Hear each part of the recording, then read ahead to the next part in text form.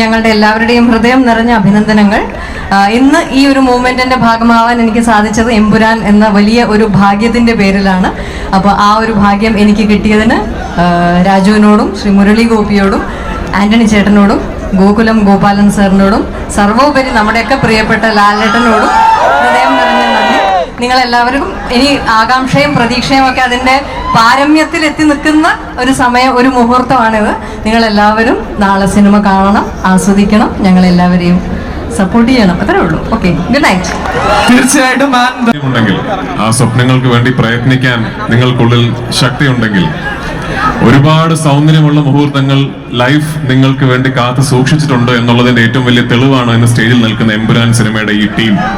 So yes, say no to drugs. It's not worth it.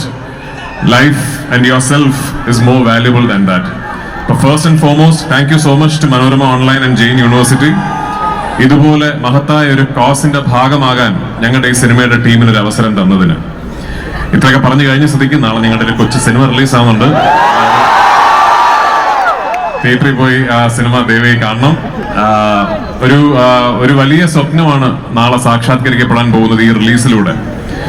ഒരു പക്ഷേ നമ്മുടെ ഈ കൊച്ചു സംസ്ഥാനത്തിന്റെ വലിയ ഫിലിം ഇൻഡസ്ട്രിയുടെ ഏറ്റവും വലിയ സ്വപ്ന സാക്ഷാത്കാരമായി തീർന്നേക്കാവുന്ന ഒരു എഫേർട്ട് ഈ സിനിമയുടെ പിന്നിലുണ്ട്. അപ്പൊ നാളെ ഈ സിനിമ ദൈവം അനുഗ്രഹിച്ച് നിങ്ങൾക്ക് എല്ലാവർക്കും ഇഷ്ടപ്പെടുകയാണെങ്കിൽ, നിങ്ങളുടെ എല്ലാവരുടെയും അനുഗ്രഹം ഈ സിനിമയ്ക്കൊപ്പം ഉണ്ടാവുകയാണെങ്കിൽ, ഒരുപാട് വാതിലുകൾ, ഒരുപാട് പുതിയ വഴികൾ മലയാള ഏറ്റവും കൂടുതൽ ആഘോഷിക്കാൻ പോകുന്ന സിനിമയാണ്. അതിൽ സ്റ്റീഫൻ ഇല്ല, അതിൽ ഖുറേഷി ബ്രാൻഡ്. അത് ഇഷ്ടപ്പെടാൻ പോകുന്ന അതിൻ്റെ ക്രാഫ്റ്റാണ്.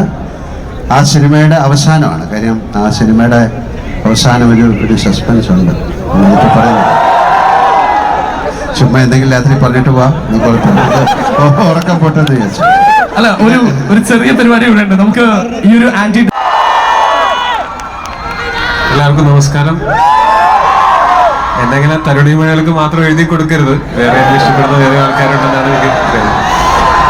ഒരുപാട് സന്തോഷം ഇന്നിവിടെ വന്ന് നിൽക്കാൻ സാധിച്ചതിൽ.